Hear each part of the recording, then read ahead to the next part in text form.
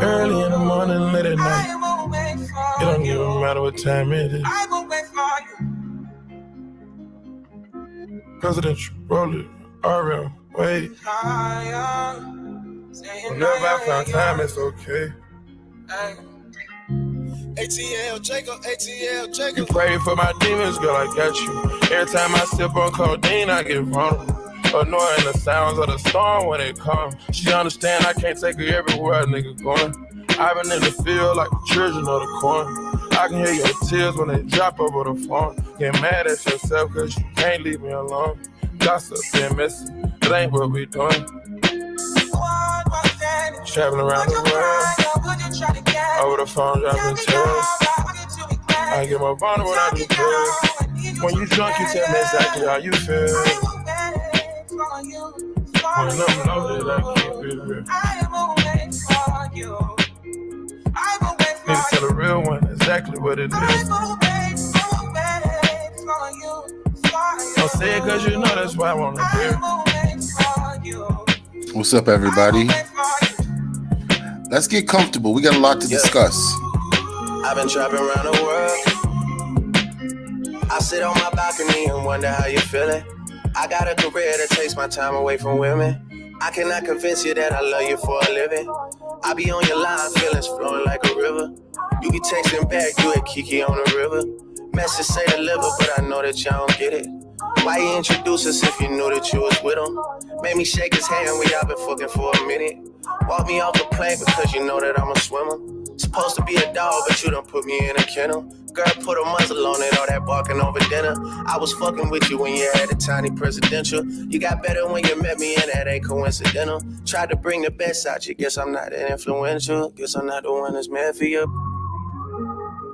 I can hear your tears when they drop over the phone. Get mad at myself cause I can't leave you alone. Gossip and messages, that ain't what we doing. Yeah. Trapping around the world. Over the phone, dropping tears. I get more vulnerable when I do feel. When you drunk, you tell me exactly how you feel. When I'm loaded, I keep it real. Need to tell the real one exactly what it is. Don't say it cause you know that's why I wanna hear. It's Friday. Get comfortable, people.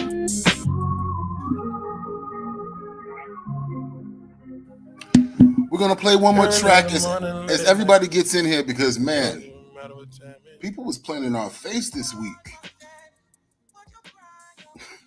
We're going to get through one more song as everybody gets comfortable and gets in the building. But that was Future, of course. Future, Drake, and Tim's. And we're moving on to Lloyd.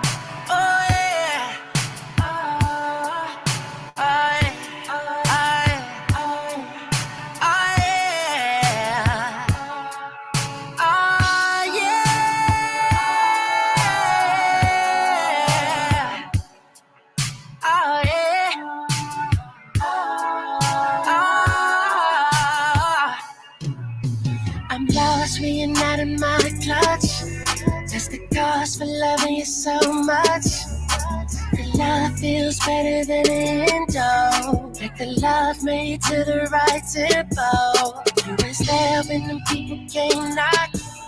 When I wasn't on top, you was rocking. In the middle of the lip lock. So if somebody try you, get poppin'. Ooh, baby, you a special kind of lady. And I will keep you safe in my arms. You feel no harm. While I'm riding around the city in my boy with the top off. If you try me, it's gon' pop off. You know I'm holding it while I'm holding you. And they can say, yeah, they can say, yeah, they can say what they wanna, but they know what it is, though. You the one I do the people. That's why I'm holding it while I'm holding you. Baby girl shot, gun, holding down the shotgun, ain't worried about the outcome. Real bitch forever, I'm the only one she down for. Most of these hoes bloodhound, she don't even hound blood. Baby girl, my baby doll, take the charge, take the fall. Squeeze it, baby, dripping, baby, all. Watch this hate dissolve. That Bonnie, that Clyde, that Thelma and Louise. She say I'm like that pistol, you gon' need me, feed me, squeeze me, yeah. I wanna go deeper. Hola.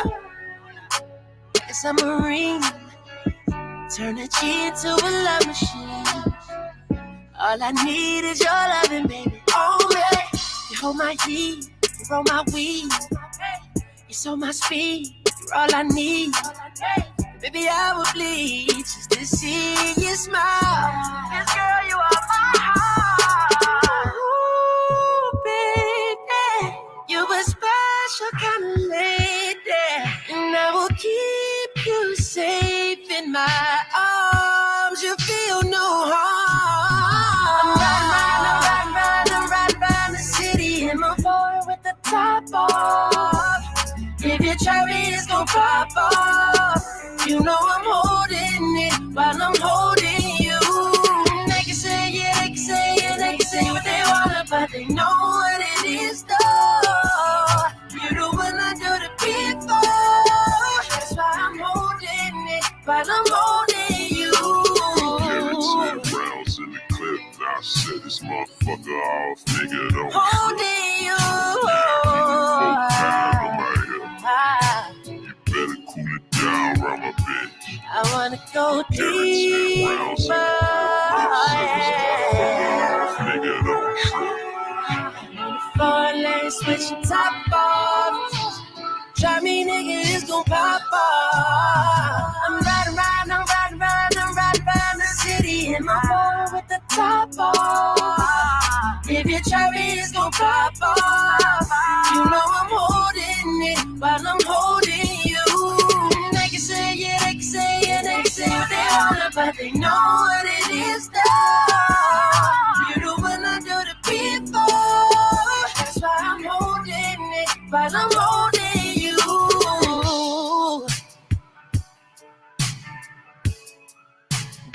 And that was Lloyd. You know what? And I actually was going to do a video on Lloyd, mainly because I really feel like Lloyd is one of those people who really got fucked over in the industry. And that's something that unfortunately happens a lot, especially if you're an R&B hip hop artist. You're usually going to get a really bad contract. Somebody is going to basically screw you out of your money. And Lloyd is a good example of that. So I want to make sure everybody can hear me. How are you guys doing? It is Friday. We made it through another week. Put a 1 in the chat if you can hear me. Great value R&B. Absolutely. I was listening to that YK Osiris dude try to sing. Man, it was bad. And I'm like, this is the new generation of R&B. Personally, I never thought Chris Brown was that great of a vocalist. So I'm not really surprised that the kids that came after him weren't that great as singers, but at least he could perform. These new niggas can't sing. They can't dance. I mean, like, what are you doing? But this conversation is about Nicki Minaj. And more so, have you ever heard that saying that if you stick around long enough, you become the villain? Well, in this case, this bitch has always been the villain. Now, don't get it twisted. Nicki Minaj is one of the most talented rappers who ever graced the mic.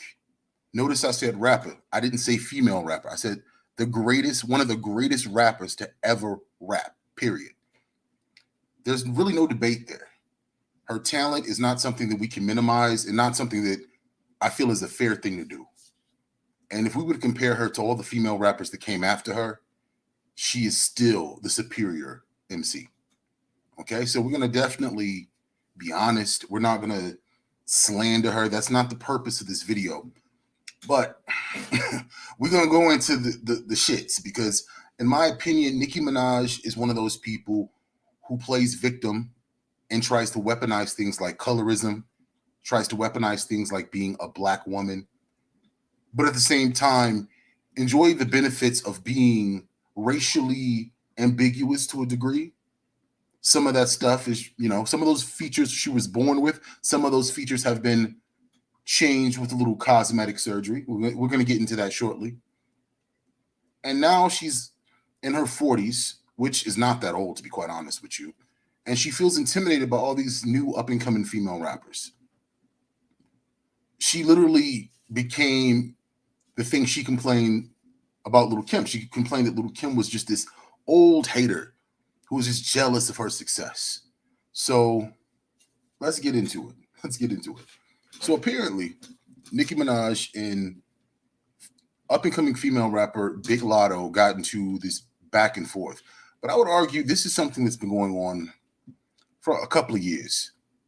I would argue the last 5 years have been the worst 5 years of Nicki Minaj's entire career. The last 5 years saw the emergence of Cardi B. It showed the emergence of, well, not really the emergence, but the return of, Remy Ma, who brought that Sheet the diss. And ever since that diss, Nicki hasn't been able to really recover. I never saw Nicki Minaj come back and be better than ever after the Sheet the diss, where a lot of Nicki's secrets were kind of exposed. It's almost like she couldn't recover. And also I noticed she couldn't really get back into the Joneses of what the hot music was. That's not to say she hasn't had hits. Nicki definitely has had hits since Sheeta, but there was something that's missing. Nicki hasn't really been that provocative and that interesting since Anaconda, to be quite honest with you. Not to say that she hasn't had success since then. But we're going to go into what transpired. You know what? I'm going to take this in a different direction. Because I feel like if we talk about what happened last night, we will only focus on the context of Lotto versus Nicki Minaj. But we got to take it to the beginning. Because the beginning is where you're going to find all the good shit. So I'm going to share something with you. I'm going to be stopping and going. I want the people to give us feedback. We're going to try to do a panel, if at all possible, at the end of this video. But like I said, we have a lot to cover. So let me share my screen. Hold on one second.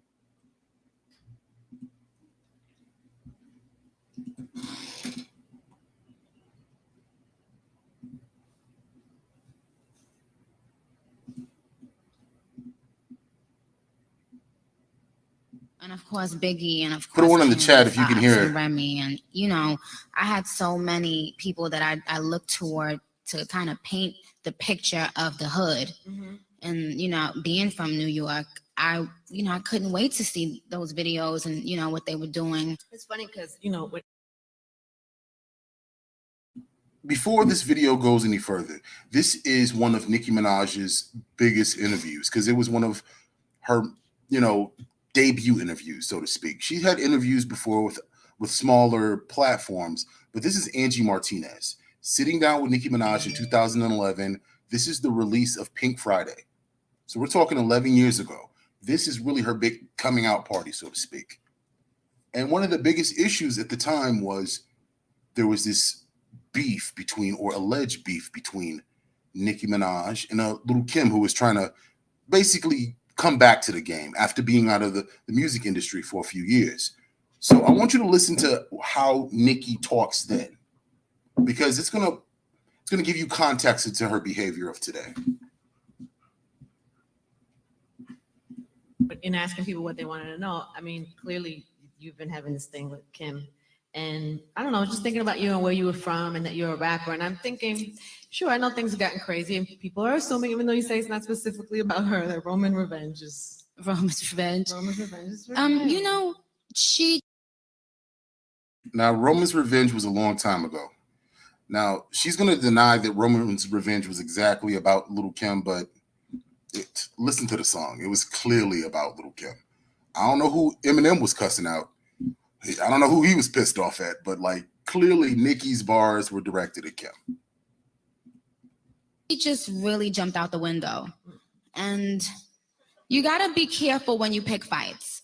And that's what I've learned in this business. You just never know. I think people get me mistaken with like a real Barbie. They forget where I'm from. And if I have to revert back, I can and I will. So don't get it, don't play with me. You know, it's one of those moments when you say, don't play with me. You know, because I respect you, I love you. I've said it in every interview, time and time again. And if that's not good enough with you, mama, then it's something deep rooted in you. You need to get something is bothering you inside. That's your insecurity bothering you. It's not Nicki Minaj. It would have been any girl that started popping. You know, she picked a fight with Foxy, then she picked a fight with Eve, then she picked a fight with Remy. Now it's, you know, then it was Miss Wallace, then it was Nicki Minaj. Every time you in the news, it's because you getting at somebody. Where's your music? You know, put your music out, and when I see your name on Billboard, that's when I'll respond to you. Other than that, goodbye. It's Barbie, bitch. She just ran. I was like, and that doesn't take away from the respect. You know when a mom gotta beat you and she be like, it hurts me more to beat you than it hurts you? She's actually, this is the beginning of her quote unquote reign, right? She is comparing her situation with Little Kim as she's the mama and Little Kim is the kid. Mind you, Little Kim at this point already had multiple #1 albums, platinum albums, a Grammy, something that Nicki still doesn't have today. So this notion that a veteran artist is being spanked by an artist who just showed up. Oh, let me take that back. That's not fair. She definitely built up her career. She definitely put work in, but we can't compare. They were in two different spaces in their career. But listen to the narcissism in her mind, because she has all these people behind her. She had Drake behind her at this time, Lil Wayne. This is the beginning of Nicki Minaj's reign. She thinks, you know, I can talk to this veteran artist like she ain't shit. There's so many ways that you can address an issue with the person before you become narcissistic and disrespectful. And if your knee-jerk reaction is to become disrespectful, chances are you're an asshole. Not to say that Lil Kim isn't an asshole, because I've heard some things about her. She's a Cancer. Cancers are very emotional, so I wouldn't be surprised. But Nick, come on now. It doesn't take away the love that I have. It doesn't take away. You know how? Because I'm a realist. Because you say those are the people that she's one of the people that you came up listening to. Did it hurt your feelings? It hurt. Yeah, it hurt me. Your feelings. It hurt my feelings because I remember I saw her on the tour with Wayne, and I had been hearing, you know, back, you know, in the business, people talk behind the scenes. Mm-hmm. And I remember I ran into Foxy, and Foxy said, "Why you keep on giving props to Kim? She don't like you." Now, no disrespect to Foxy, but Foxy can't really hear. I mean, isn't she like deaf? How would she know what's being said on the streets? So let's start there. The other part of this is Foxy doesn't like Kim. She's not going to say anything positive about her. So it's not to say that that's not true, that what Foxy's reporting, but those are just the things you got to think about. If people don't like a person, they're not going to usually give them a good report. But hey, what do I know? Let's get back to the video. She was like, the girl be dissing you, like when, you know, in conversation. And I said, I'm so much of a like, diehard. I was like, until I hear her say something about me, I'm going to continue paying my respect to her in my interviews. And that's what I did. I kept on doing it. That's why everybody came out and said, Nicki always shows you love. Like, what are you talking about? So when I saw her at Wayne's concert, she performed with Keisha. She came into our dressing room. She went and used the bathroom and stuff. And I stopped her. I was like, you know, I want to make sure everything is cool with us because I'm a fan first. You know, is everything good? I know y'all hate that I interrupt so much, but just to let you know how much of a celebrity Kim was in comparison to Nicki, she's going in her dressing room and dropping a deuce. Basically like, excuse me, bitch, I got to use your bathroom. You know what I'm saying? Like, so clearly the star is Kim. I mean, Nick, Yeah, everything good. We good.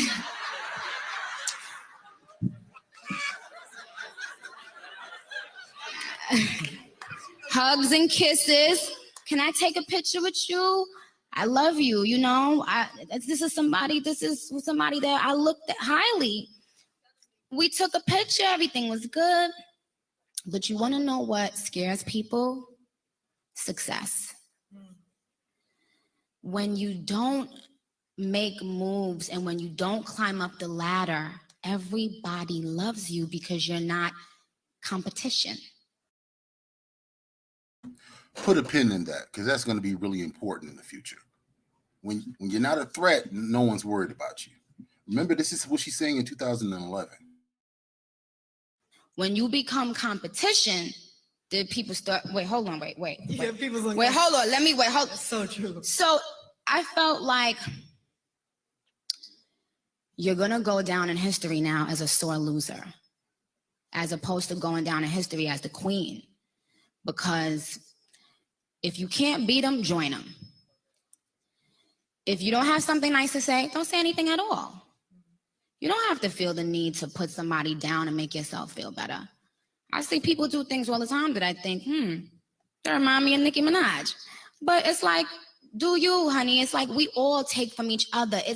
There's nothing. That's why I did a record on Pink Friday called Here I Am, and as I said, like, nothing is new under the sun. You know, when you see Gaga, you see Madonna. But Madonna never hated on Gaga. Why in the Black communities we gotta hate on each other instead of saying, thank you for showing me love. Thank you for, This is going to be a recurring theme. Anytime Nicki Minaj wants to criticize anything in the Black community, it's, why do Black people do X? Well, why can't Black people do this?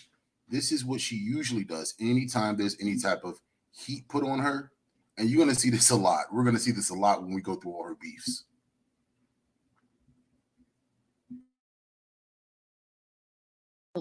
Like keeping my name alive. You know, the same way she opened doors for me, I'm now opening doors for her.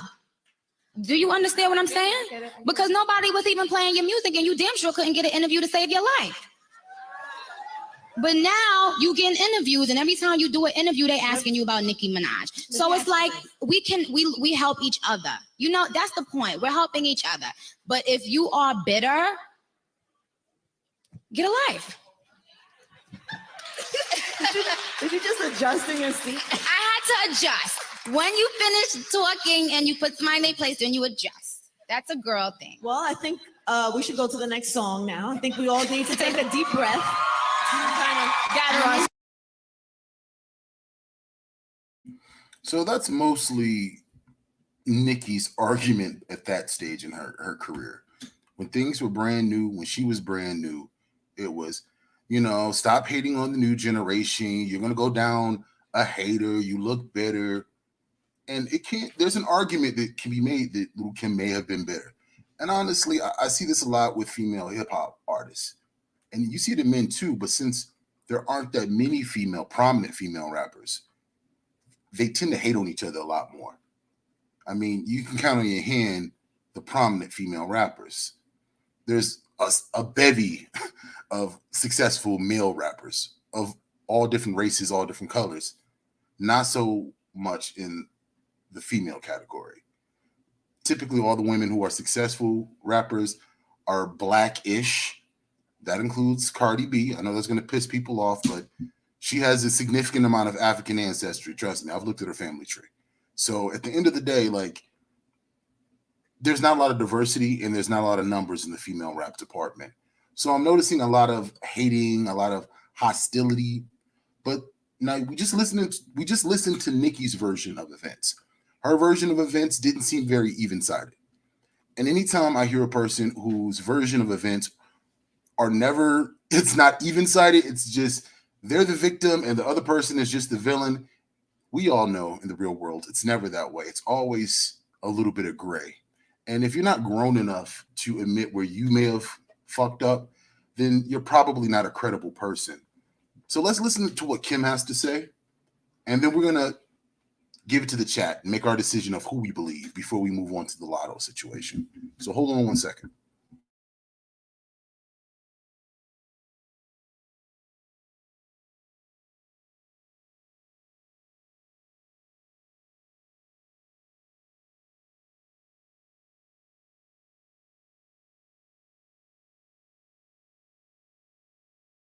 Where did the beef ever come from you and Nicki Minaj? It seems like you just don't get along. She kind of idolized you when she first came out with, a lot of the stuff she did, whether it was her mixtapes, whether it was the same posters, the same poses. Every female rapper coming up under Kim idolized Kim. Right. Absolutely. So what happened? What was the left turn where it was just like?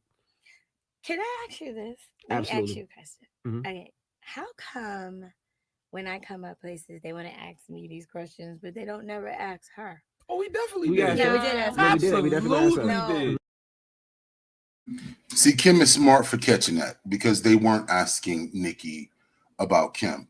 The whole point was to minimize Kim and make her seem irrelevant. So there was only a couple of times where people asked about it, and you saw how Nicki pretty much treated that question. So I'm glad Kim pointed that out. Let me tell you something. And you know what she said? She said she didn't know. That was it. And Nicki, right. Like she said she idolized you. She has a way of trying to avoid the situation, and y'all let her do it. But it's okay. Never. Yeah, y'all do. Nicki answered it straight up. But the last time y'all asked her was probably when it was very fresh. No, we asked about her album came out with last month. She was there. A month ago. Yeah, no, but you were on her album, so absolutely. it only made sense. He's a buyer. He's a buyer. No. Yeah, listen. it's okay. Yeah, I know. Nicki's my homie, but this is where my issue with Kim stemmed from. Like, Kim's the OG.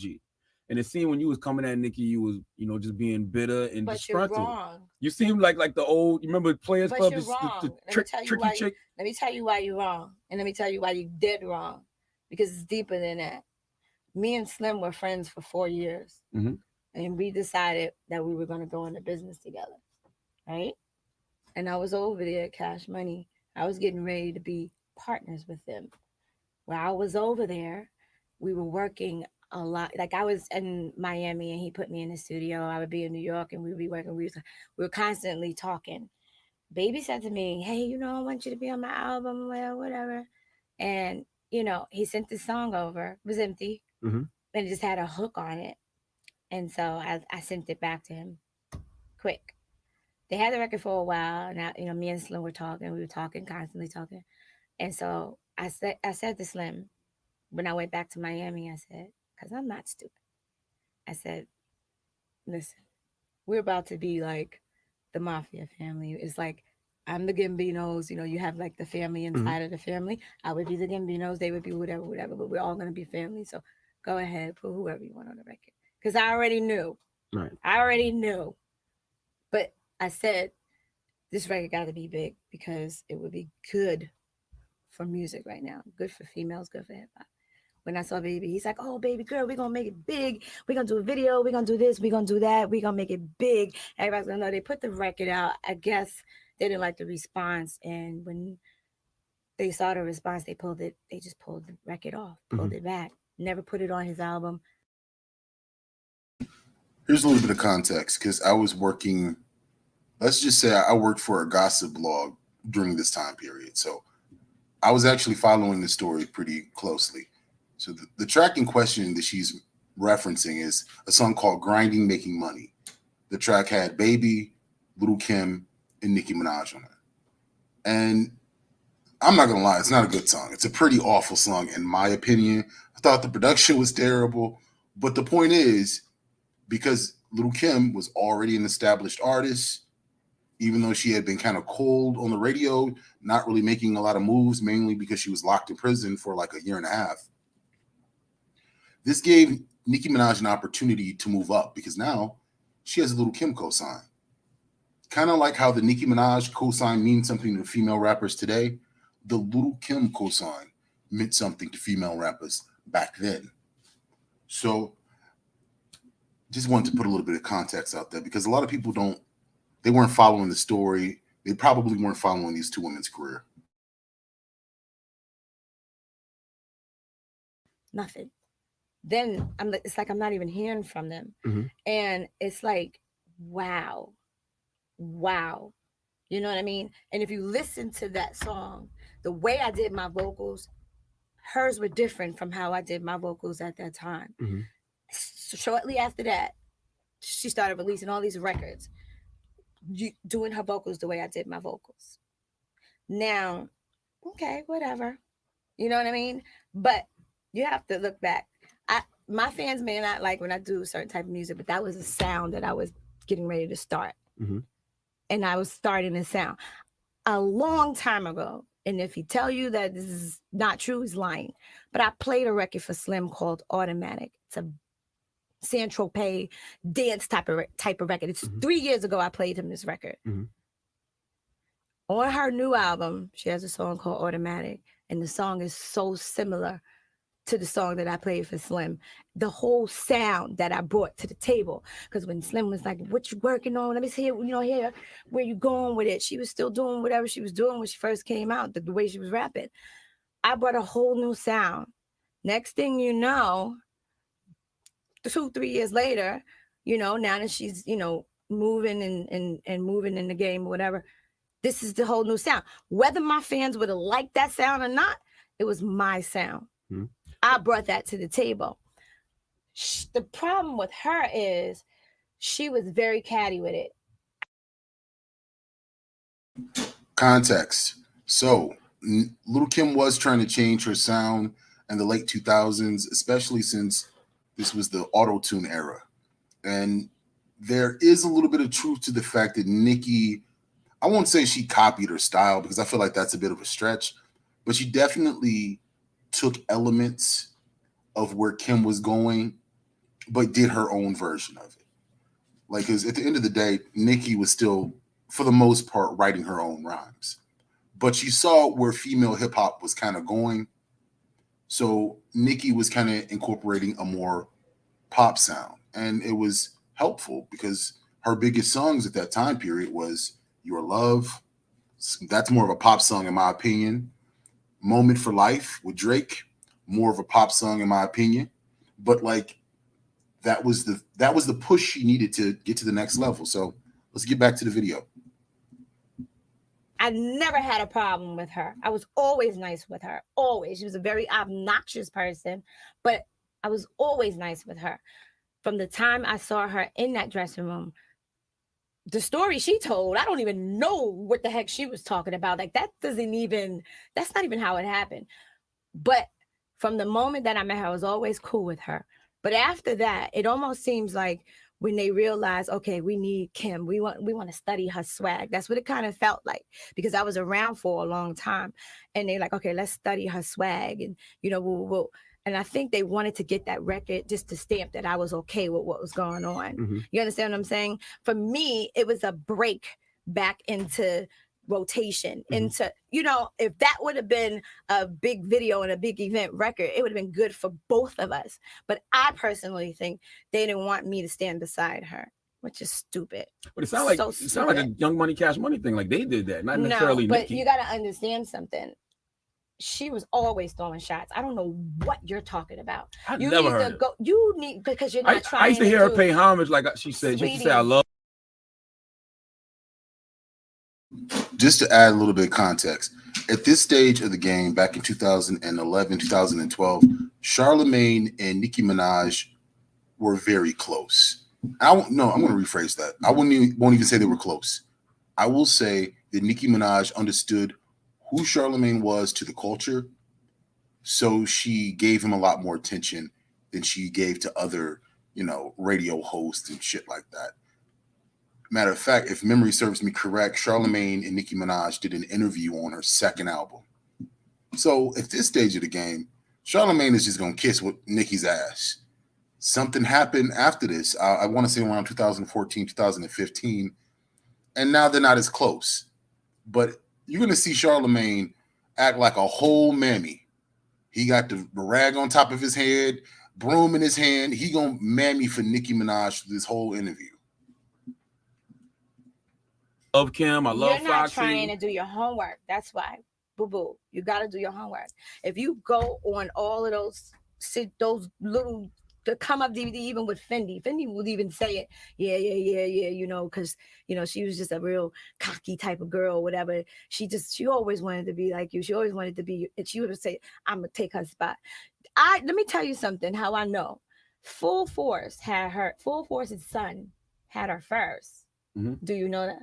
Mm-mm. Oh, yeah. They had her first. When I did the song on my album, You Can't With Queen Bee, you know that song? Mm-hmm. I don't know if you know, but anyway, when I did that song on my album, that's Full Force singing that song. Mm-hmm. That they did that song. She was in the studio then. And they said she was basically hating on me then, but loving me at the same time. Okay, fine. Now, after that whole Cash Money situation with the song, we're at Justin's birthday party. Perfect timing to come up and say, hey, we did the song together. Whoa. Nothing. And she looked at me and rolled her eyes, and I was like, really? Every single record she's made was coming at me. I don't care what you say. I don't care what you say. I don't care what nobody say. Everybody who's smart with a brain, everybody who knows music knows damn well in that Puffy record she was coming at me. I didn't say nothing about this chick. I didn't say nothing about this chick at this time. She was coming at me in the Puffy record. She was coming at me in all these records that she was doing, the Jay and Kanye rest. I didn't say nothing. So what is I don't understand where all this is coming. How come when male rappers get on records and they talk cocky and aggressive, nobody ever says, it's targeted towards anybody, but when a female does it, it's either they got to be going at Kim, or if you do it, she got to be going at Nicki. Why y'all just can't be rapping? But why does it have to be aimed towards somebody? Maybe it's just rap. Males, though. What are you talking about? It happens with males too. Yes, it does. It happens with males. You want to know the difference with males? They're not like her. She wanted to be the only female out there. So when Baby and them said, we're not fucking with this chick because you can't stand next to her, she loved it. Because highlight this also. The fact that Nicki wanted to be the only female rapper. Because Lotto is going to say something real soon that's going to imply that was absolutely true.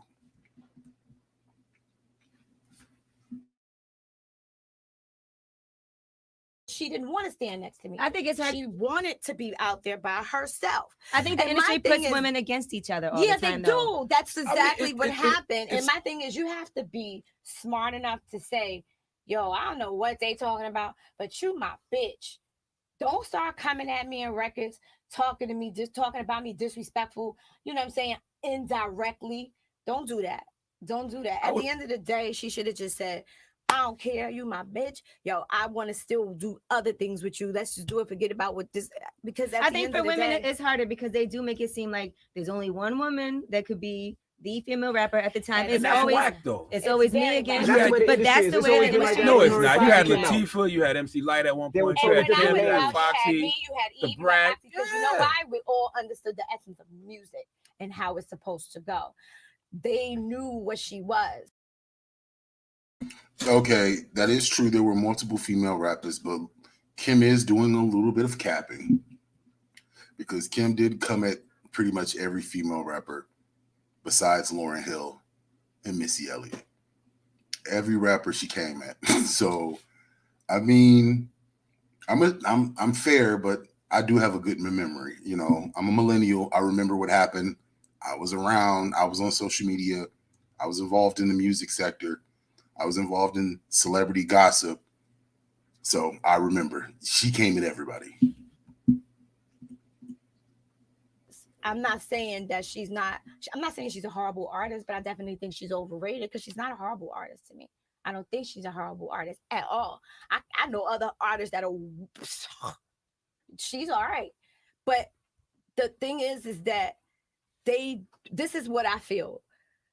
I was so looking forward to that video happening because I thought that would have been so great. You know what I mean? It would have been great. Like I love when women want to be like me. I think that is the biggest flattery. I mean, you're the OG. Of course you're gonna have influence. Well, at the end of the day, I am just who I am. You know what I mean? So I think whether I was in the industry rapping or not, maybe somebody could be attracted to my style. Maybe somebody could just be attracted to the way I move. Maybe somebody could be attracted to the way I talk. At the end of the day, it's an attraction. You know what I mean? And don't downplay it. If you go back and she's asked all these times, you need to do your homework because I don't know what she's saying. Envy, have you heard Nicki pay homage to Kim? Yeah, she definitely paid homage before. But if she was taking shots, that might be something personal that I don't know about. But I heard her pay homage before because she said she looked up to, even when she did that mixtape cover. See, nothing pisses me off more when people are being willfully ignorant. And they know they're being willfully ignorant. But, I mean, they have an advantage because, number one, they're on the radio. They have a consistent check. They also have other opportunities. Clearly, you see Angela Yee, Charlemagne. You know, they've all been able to branch out to different things. Even DJ Envy has been able to, you know, make millions. So these people are not just your regular DJs. They have a lot of power and a lot of clout within the industry. So it's interesting how they just pretended like they didn't realize what everyone else realized, that Nicki was coming at Kim. And I don't know if you've ever been in that situation where people are playing stupid, like they don't know what's going on. Maybe it happened in the workplace. Maybe you've been in a situation where you were in a meeting and people are just playing dumb, even though they know something happened, but they're going to play dumb because maybe they'll benefit from you being pushed out of the company, or maybe they'll benefit from you just, you know, being demoted. It's interesting how those things happen. That's why you never want to be in a position of vulnerability. And I think Lil' Kim is in a position of vulnerability during this interview. But she did the same position as you. Well, this sounds like something. I understand something. If somebody says, I love you, but I hate you, that's not homage. But we don't hear At that. the same, because y'all don't want to hear it. I mean, you don't want to hear it. If I'm not, if you don't want to hear it, if I hear somebody say I love Kim, and then I hear her going at somebody on the record, I'm not thinking she's going at you. No, but you. And in personal conversations, she never told me that. If you hear somebody say, "Screw this person, screw that, and that," same person that they said they love. Mm-hmm. Well, she said that after you decapitated her on her mixtape cover. This is weird. All right, listen, we can't argue because Lil' Kim has her feeling on what she's heard and what she knows from her own experience. I would like to see them have a conversation. So it's not. They both from New York. We're not having a conversation, but it's fact. Right. It's fact. And it might be things that we as an audience don't know because we don't pick up on it. But that's what I was saying. All right, well, let's fast forward. So it would never squash? Let's stay level. Let's stay still. Let me tell you why we need to stay still. Now, because I'm about to take y'all hip-hop cards if y'all don't do your homework. Go do your homework. It's out there. This ain't nothing I'm making up. You can go do your homework. Now let's fast forward. Music. When are we getting a Kim? We got one more chick. Now, you know what? It was a chick going at you on Twitter crazy. Azure Banks. I only heard one record from her. What? All right, go ahead. I'm just asking. No, it started off with her excited to talk to Lil' Kim and do a song. It started off. This is how it started. She said Lil' Kim DM'd her and said she was going to do a record with her. Mm-hmm. She was excited about that. And then she said she sent the song to Lil' Kim, but she tried to write her verse for her. And then they sent it back and said, Lil' Kim writes her own stuff. She don't need you to write the verse. Right? That's what happened on Twitter. And then she started going in on you. Man, I never met this girl a day in my life. I never talked to this chick. She don't know what I sound like. I don't know what she sound like on the phone. But let me tell you, I think it's in chicks' contracts when they come out. You got to go at Lil' Kim. That's the first thing you sign. That is in the contract. You get your $20,000 and then you got to go at Kim. That's it. It's in there. It's in there. Now let's talk about music. When are we going to get a single and when are we going to get Kim back? When are we going to do an album? We're going to get it and we're going to get it at the right time.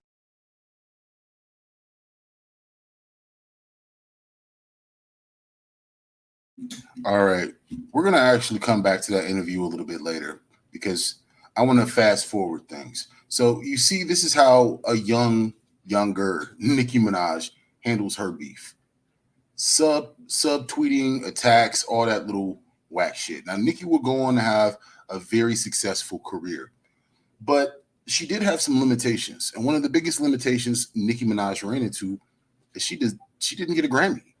And they passing out Grammys at this point. Like, honestly, if you pay enough money, you can get a Grammy.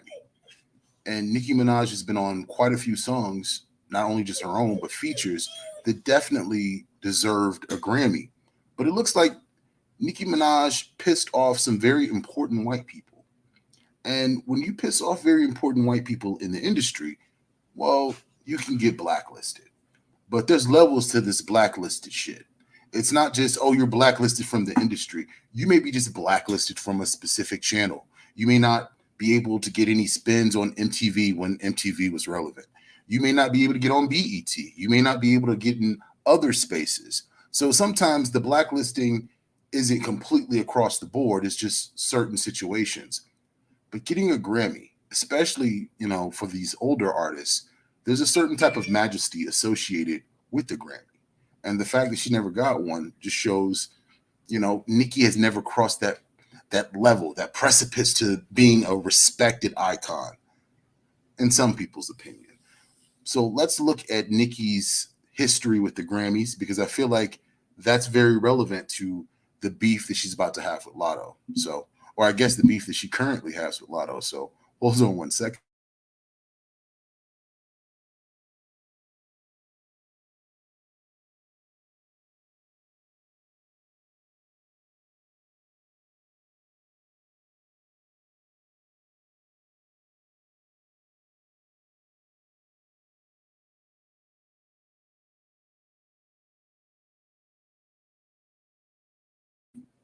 Before we begin this, shout out to Impressive. Impressive has a humongous platform. I don't necessarily need to promote her, but this is her content that she basically put together from interviews and her hard research. So shout out to Impressive. Definitely hit her up with, you know, a subscription, some likes, because she does good work. And honestly, in my opinion, she's one of the most non-biased YouTubers out there. She just calls the balls and strikes, and I respect that. So let's get her going. How did that happen?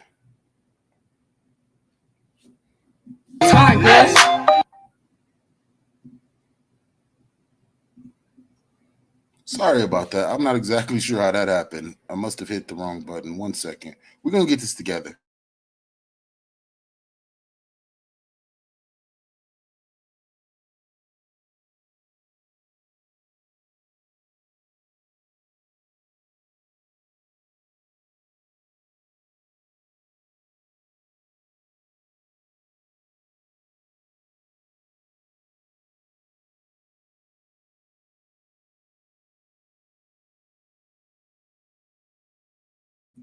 All right, sorry about that. We finally fixed it. We have issues sometimes. All right, we're going to get this going.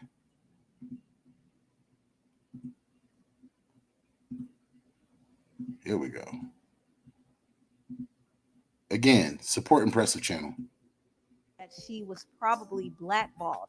A few years ago, Nicki called out the Grammys on her Queen Radio show, and she insinuated that the Grammys producer Ken Ehrlich had her blackballed because of her Roman holiday performance. Nicki was initially given the green light by the Grammys to perform. However, the day of her performance, right before she was about to step on stage, they told her to back out. And Nicki was confused by this because she did a bunch of... It was also a very disrespectful ass performance, to be quite honest with you. As a person who's Catholic, I was sort of offended by it. I get everyone isn't Catholic. Everyone doesn't have to believe what I believe. I think she thought she was being edgy, like on some Madonna type shit, but it was a dreadful song with a dreadful performance. If you don't believe me, look it up yourself. You can't watch this Nicki Minaj Grammy performance and say, oh, that was a terrible look. It was, oh my God, worst performance ever. Campaigns for the Grammys, she shot commercials, and she was given the okay to perform. But at the very last minute, they asked her to pull out, and they didn't give her a clear reason why. At first, they said it was because of Whitney Houston. Around that time, Whitney did recently pass, and I guess they wanted more time to give her a tribute, so they wanted to cut Nicki's performance. I'm assuming, I don't know, but Nicki decided to perform anyway. And when she did that, she explained that Ken Ehrlich, the Grammy producer, had her blackballed. After I did everything they asked, they came the day of the show and told me not to perform. And I said, no, I'm going to perform, of course. And then when the performance came out and it received backlash from the Catholic Church, Ken Ehrlich reached out to my then management and said, can you please tell Nicki to stop speaking about it? And I thought that was weird. Yeah. Getting backlash. And he said he was mad because I had did an interview and said, well, the producers at the Grammys knew what song I was going to do in advance. Right. Which I thought made no sense because obviously nobody's watching the Grammys thinking that the producers don't know what song Nicki Minaj is about to do. Yeah, absolutely. So right. I didn't understand why they were mad. And I didn't understand the power that man had to start to completely blackball me for the rest of my career. But that's exactly what happened. Now, I'm not saying be scared of white people. I'm not saying that. But I would definitely say know your enemy. And that goes to show you that she was very narcissistic, very arrogant. And I'm not saying like you're supposed to just kiss people's ass. Oh, it's a white person. They're a producer. Okay. Know your enemy. If this person can do this much damage to your career, you may have to like take it on the chin once. And honestly, he was trying to help you. Like Nicki, that was a really bad performance. It wasn't a good performance. And I get it. You were trying to be edgy, like I said earlier, like Madonna. But when Madonna did Like a Prayer, people thought Like a Prayer was an awesome song before they saw the video. And when they saw the video and they saw the burning crosses and the black Jesus fucking white Madonna, like, yeah, it was edgy and it made people feel uncomfortable. But the song and the performer, like, they were able to push it. They were able to push that project. Wasn't the case with Nicki. She didn't have enough charm to push the song Roman Holiday, which was, man, that was a really bad song. It was really bad production too. Y'all don't believe me? Yeah, well, let's play a little bit of Roman Holiday because a lot of these horrible Nicki Minaj songs, she kind of banished those songs. She doesn't give those songs any play anymore. So let's remind you guys of the Roman Holiday performance because man, that shit was rough. It was rough. We're gonna play just a little bit of it because we don't need to watch the whole thing. We get the point. So 1 second, just to remind you guys of what happened.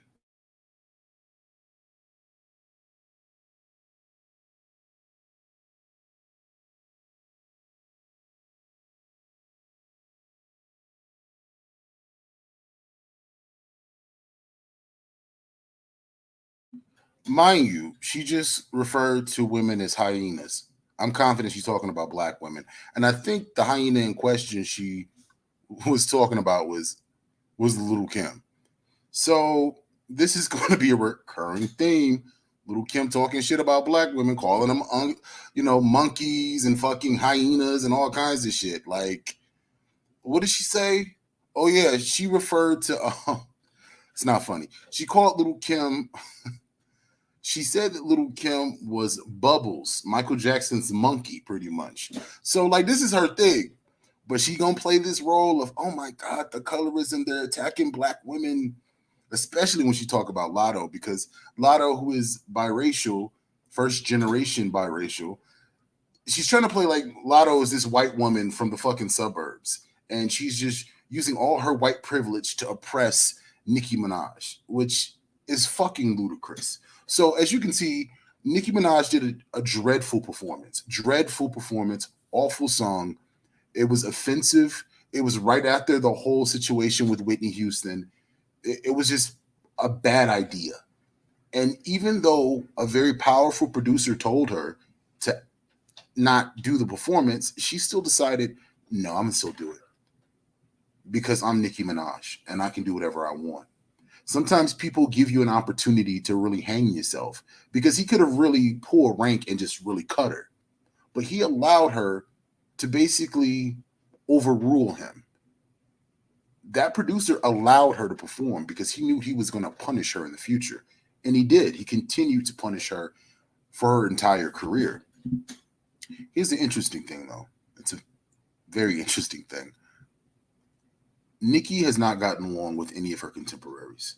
She didn't get along with Azealia Banks, but in fairness, who gets along with Azealia Banks? The bitch is crazy.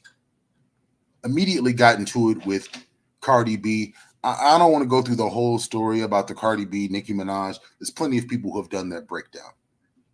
We know the story with that situation.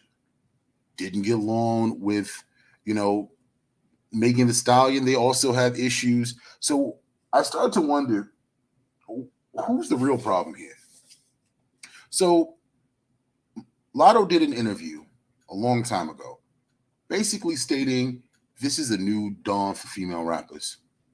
There's a lot of opportunities available to them. They're not sitting around waiting for, somebody to give them a feature. It's a lot of female rappers, not just Nicki. And the way she said it gave me the impression that, I don't know, she I won't say it was disrespectful, but she felt empowered. I don't think Nicki liked how she said it. So we're going to play this very short clip. And I'm going to ask the audience what they think. Was this disrespectful or not? I don't personally think it was disrespectful. I just feel like she felt empowered. Hold on one second. Here we go.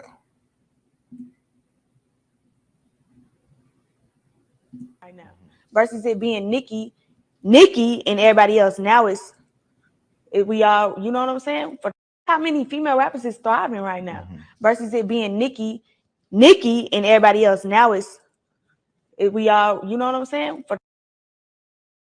So all she said was, it's not just Nicki. It's a bunch of us out here. I don't personally think that was disrespectful. Was it disrespectful, audience? Did you feel like she was being rude? She was taking shots? In my opinion, I don't think so. But apparently, Nicki wasn't too happy about the transaction. Well, not transaction, excuse me, the exchange that Lotto had with that interviewee regarding this whole situation. So let's go into the phone call that Lotto had with Nicki Minaj. Now, mind you, Nicki Minaj is older than Lotto's mother. And honestly, we're going to talk about that shit too, because there's some weird stuff going on with that situation. But Lotto is young enough to be Nicki's daughter, clearly, because Lotto's mother is younger than Nicki Minaj. So you were supposed to be a leader. You were supposed to be an elder. When I talk to people who are younger than me, I don't talk to them like they're children, like somebody I need to, punish. I try to uplift the younger generation because I know what it was like when I came along. People used to talk about millennials like we didn't know shit and we were just crybabies and we got participation trophies. Nah, we had to work for everything we had to get. For the record, most millennials are more together than a lot of you Gen Xers who left us a mess. Gen Xers and boomers who left us a mess. Many millennials had to start working immediately. And Lotto, she's a Zoomer, she has a similar attitude of, look, I worked really hard to get where I am. And I don't know. I don't feel like Nicki gave her the respect she deserves. So we're going to play this little phone call between these two ladies. And are we having any audio issues, or are we rolling?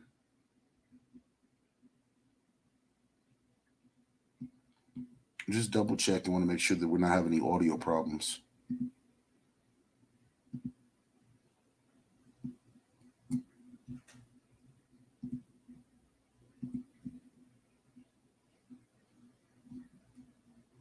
I've done nothing to you. Yeah, you are. It's delusional to say that other girls are flourishing. This is Lotto and Nicki. It's delusional to say that other girls are flourishing. Recognize we weren't giving the platforms that we're being given right now. And I give you props all the time in every other interview for opening the. Nicki just said, what platforms are you getting? Basically, she's just shitting on this young girl, her come up. Like, it just shows you how bitter and negative Nicki is. Nicki is a very, in my opinion, she's a very hateful person. I'm not saying she doesn't have any redeeming qualities, but man, she's not even just petty. This is just a mean-spirited person. The door for that to be a possibility now.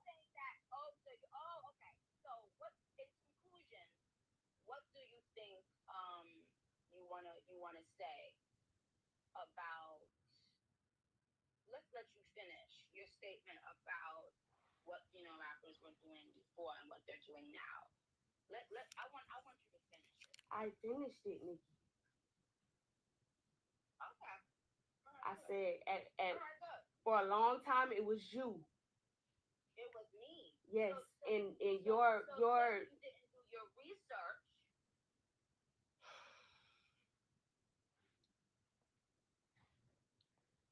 what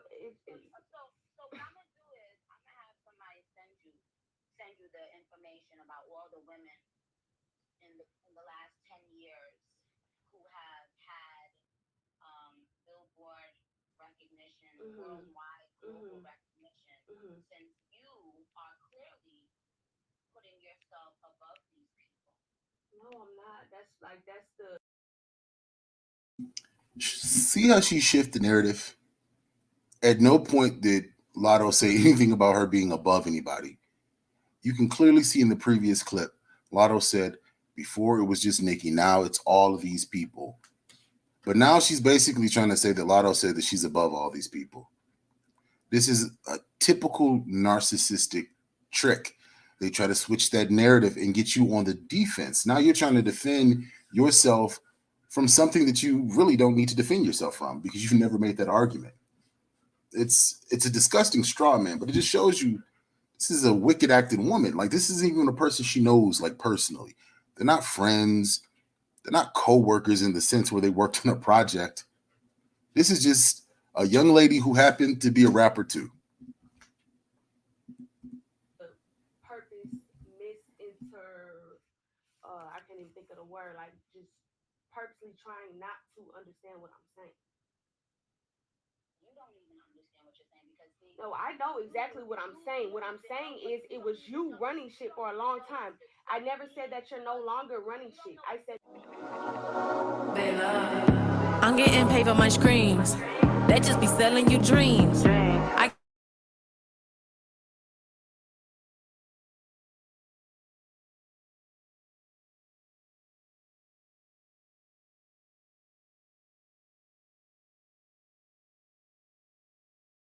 So the call gets worse from there. Like, the person who put this clip together was kind of weird, but at the end of the call, Nicki basically hangs up on her. She basically said, I have a Zoom call. Goodbye. Very dismissive, very disrespectful. That's just how Nicki is. We're going to fast forward this. Now, mind you, this was an interaction they had months ago.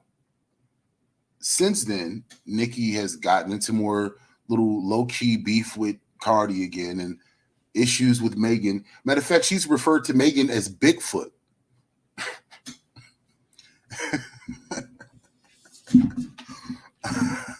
That's a hateful ass woman.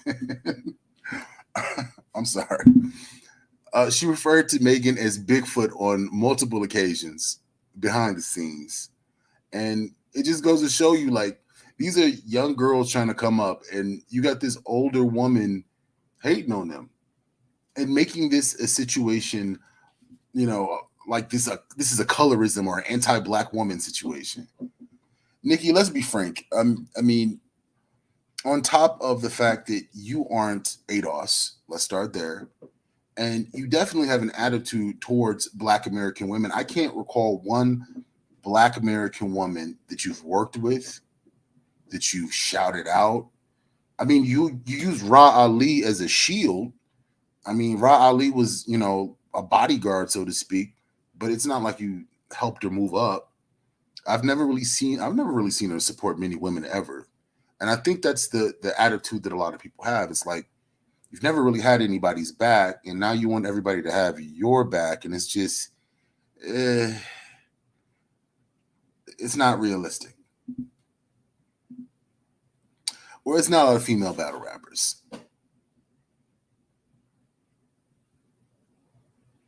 I mean, it's not a lot of those in general. And I'm sorry, I've been slacking on these comments. We're gonna have to wrap this party up because I can't go too long because I'm actually supposed to be heading out. The colorism is the insecurity in action. It's panic. She's getting what she gave. Exactly. And Nicki Minaj is not like, sweetheart, besides the fact that you are a person who is from Trinidad, so chances are you have a blended admixture.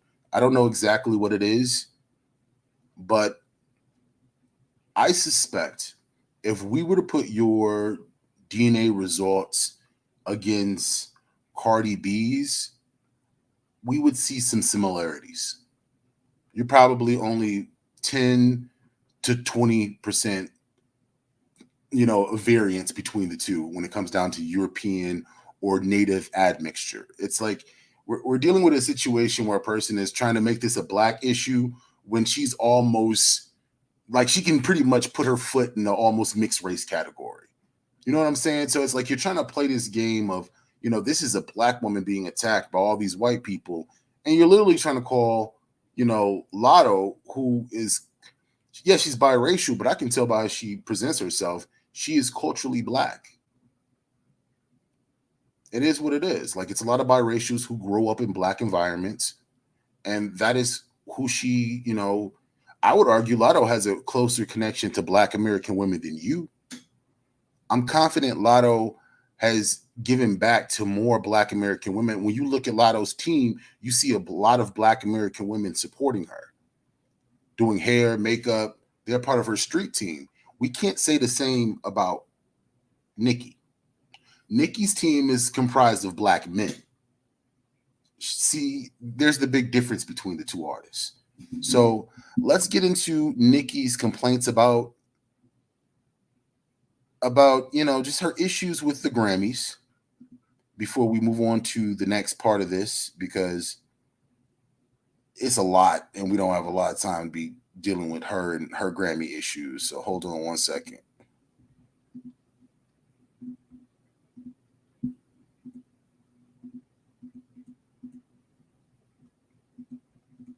One second. All right, there we go. Nope, not that one.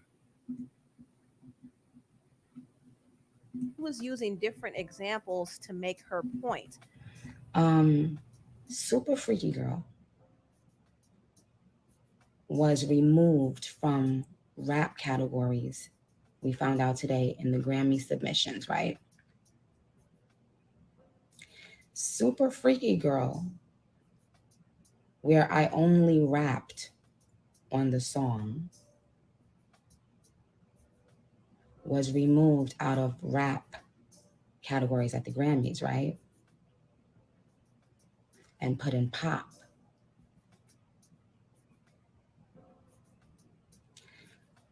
Hotline Bling, however, in 2017, won Best Rap Song. Hotline Bling won Best Rap Song and Best Rap Song. Now, let's say that Super Freaky Girl is a pop song. Let's just say that, right? What is Big Energy? If Super Freaky Girl is a pop song, what song is Big Energy? Now she has a point here. She definitely has a point here. Big Energy is definitely a pop song. Super Freaky Girl is a pop song too. But I would argue Super Freaky Girl has a little bit more of an urban edge to it than I would say, Big Energy. I feel like Big Energy was really designed for pop radio and TikTok. No criticism. It was still a hit. To my understanding, it went double platinum. It made it to the top 3. She got a co-sign from Mariah Carey, who is a true legend. Like, Mariah Carey is like a legend in music. So at the end of the day, like, it's a win for Lotto. Super Freaky Girl, sold very well. It was a #1 single. It's a win for Nicki. But Nicki can't see it that way because she's very petty. She's one of those people, like, have you ever went out with someone and instead of them worrying about what's on their plate, they're looking at what stuff you throw away. Like, oh, you threw away all of that steak still had meat on it. I'm like, nigga, why are you watching how much food is on my plate? Worry about what's on your plate. Nicki cannot keep her eyes on her own plate. And that is the issue that she finds herself in today. So we kind of just showed where the beef started. Nicki's attitude with Lotto goes beyond just this Grammy situation. Fast forward to yesterday. So there is a lot of shit that was said, and we're going to go through all of these tweets, every last one of them, because they were petty. So hold on one second. Let me share the screen.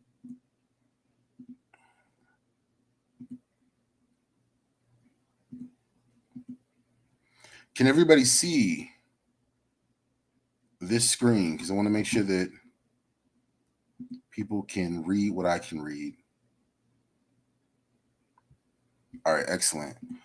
So one of the first tweets was from Nicki, basically expressing that she had issues with Big Energy not being considered a pop song. And one of the responses from our fans, because what Nicki likes to do, loves to throw the rock and hide her hand. But she prefers if someone else throws the rock and then she can just co-sign for that. So one of her fans said, literally, Lotto herself even called it a pop on multiple occasions. Just make it fair. So Lotto, after all of this tweeting, Lotto finally said, damn, I can't win for losing. All these awards/noms, and I can't even celebrate. So it's like you're getting these nominations, people are saying you're doing well, and then a person who you looked up to at some point, maybe things aren't great between you now, but you still have respect for them. They're just talking shit, and they're sending their fans to talk shit. It gets worse. Now, Nicki started calling her a scratch-off or Karen. A scratch-off, if I'm not mistaken, basically is like a scratch-off ticket is one of those little tickets you get, like a lotto ticket, hence the word mulatto, lotto, scratch-off ticket, get it? And also, those tickets are typically cheaper. So Nicki's smart. Like, I'll give it to her. Like, get it, lotto, scratch-off ticket. Like, it's cute. But she said, this Karen probably mentioned my name in over 100 interviews. She has waited in line for Pink Friday with her Barbie chain on, bangs, and pink hair. But today, Scratch Off decides to be silent rather than speak up for Black women she called her biggest inspiration. Notice, she's calling herself a Black woman, but she's basically saying Lotto's a Karen, right? Okay. Now, mind you, like, just because you're going through a situation doesn't mean someone has to jump on the bullet for you. You're a grown-ass woman and you have a lot of clout in this industry. And if you don't know what to do with said clout, I don't know what to tell you. Like, Nicki is probably one of the biggest artists around, and she doesn't know how to use her own clout. Yeah, she did beef with Mariah Carey, but one thing about Mariah Carey, Mariah don't give a fuck about her. Mariah will ignore the shit out of you and pretend like you don't exist. I respect that level of pettiness. Like, I aspire to get there. So Lotto went on after she was referred to a Karen and a scratch-off ticket. First of all, I text you because I didn't want to do the internet shit with someone I looked up to. Just like the first time I DM'd you asking about your ongoing subtweets. I wanted to speak up because, like I said, I do agree, but the way you're going about it, it seems malicious, especially after how we left off. It is malicious. She was definitely being malicious. I ignored countless subtweets since March and instead addressed you in the DM. You're asking why I didn't speak up in your defense. It's the same answer I gave you when you asked why I didn't congratulate you. You're literally older than my mom trying to be a bully. Now let's talk about that whole AIDS situation. So let me see. I wonder if someone actually addresses that. All this time, I thought you were at least 35. Yeah, Nicki did lie about her age. She shaved off a couple of years, but then she got exposed. She got exposed about her age a few years ago. Let me see. So Nicki hit back. Age shaming when you look like you are the one pushing 40. Age shaming when you was begging for a feature. Imagine what them jeans gonna do in 10 years. Oh, so you're in your 20s? Oh, okay then. At least match your album sales. You sold 20K, right? Mad you flop. That's why you really mad. So yes, Lotto released the album. It did flop. We're not even gonna pretend like it didn't flop. It definitely flopped. That album was double styrofoam. It is what it is. Like she doesn't have that much of a name in the industry. Her second album is probably going to do significantly better. She continues to refer to her as a Karen and a scratch off. But I want to get to the part where she starts bringing up her mom's age. Because one of the things that they did was they brought up the fact that Nicki Minaj's brother is a pedophile. He is in prison because of it. And Nicki Minaj's husband is a rapist. Apparently, he raped somebody at knife point. It's weird that these two men who are close to her all have these serious sex-related offenses. And, people have blamed Nicki. Let's be fair. They're not blaming Nicki for the behavior, but they are holding Nicki accountable because she paid for her brother's legal fees, allegedly. I believe she did. And in the case of her husband, she married the guy. I mean, so they, of course, brought up the Kenneth Petty served nearly 4 years in prison for first-degree attempted rape in 1995, which resulted from a 1994 incident with a 16-year-old girl. Additionally, Minaj's brother, Jelani Mirage, has been sentenced to 25 years to life after he was found guilty of predatory sexual assault against a child, as well as endangering the welfare of a child. So they brought up that whole situation. Lotto brought that up. And here's the thing, though.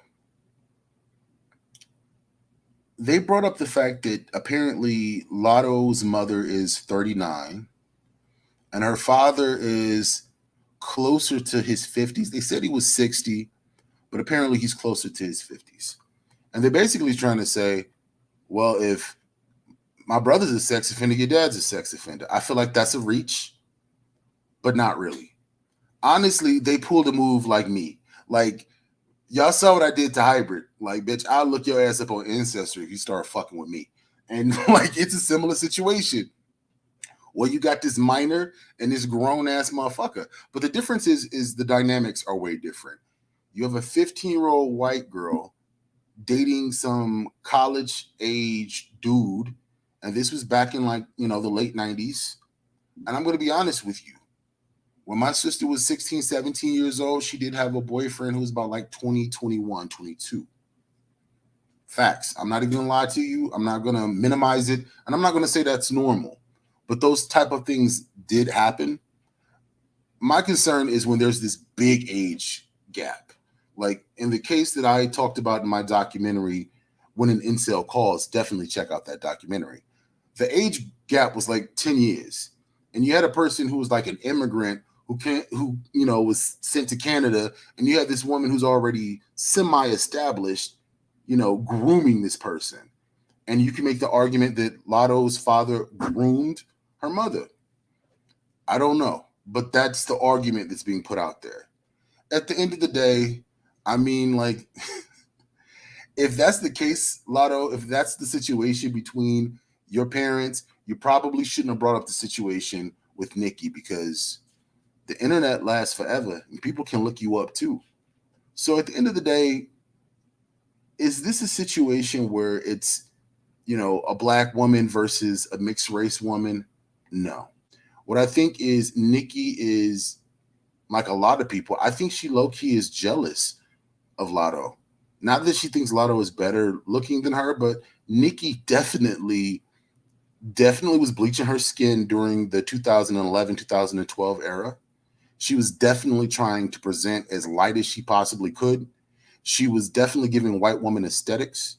So we're not going to sit here and pretend like she doesn't uplift European features.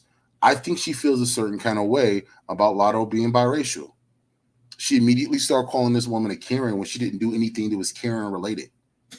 It would have been different if she like snitched and like tried to get her in trouble somehow.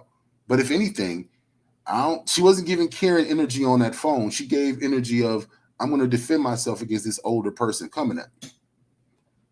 I feel as though with people like Nicki, and you see this a lot, you see this with Cynthia G too.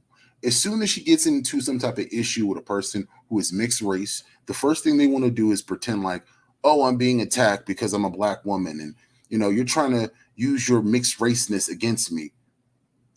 Get off. Just get off the gas. You're lying.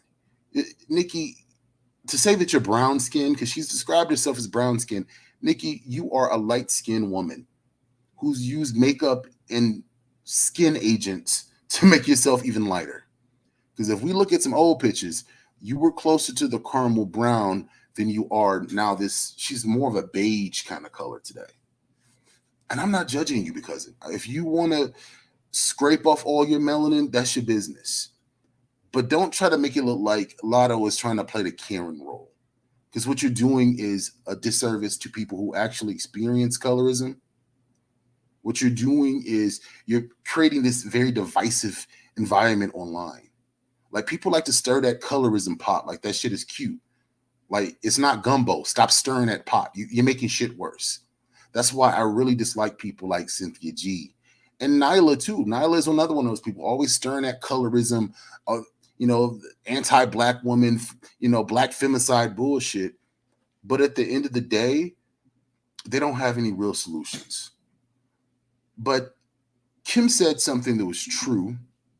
And I'm going to leave it on this because honestly, she hit it right on the head. And when you're right, you're right.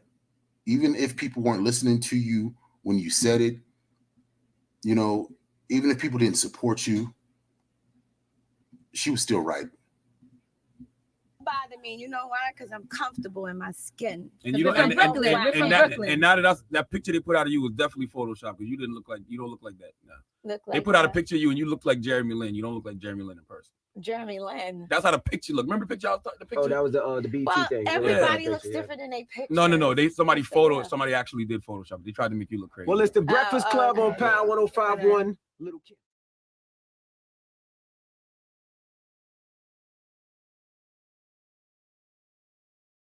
The OG generation. All of that, because that has nothing to do with it when it comes to respect and when it comes to matter of fact. Because at the end of the day, it is what it is. When a chick, let me tell you something. I'm gonna leave this on this note.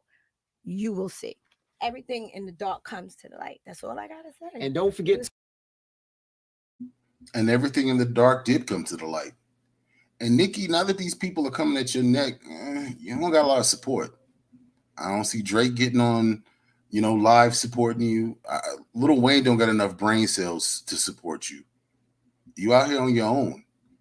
And what people are seeing is the downfall of a titan, pretty much. It's like it's the end of an era. And instead of going out like a queen, you're going out like a sore loser. Something to think about, Nicki. Thank you guys for stopping by for this stream. We had fun. Next week, we're going to do a Halloween theme stream. We're going to watch some movies.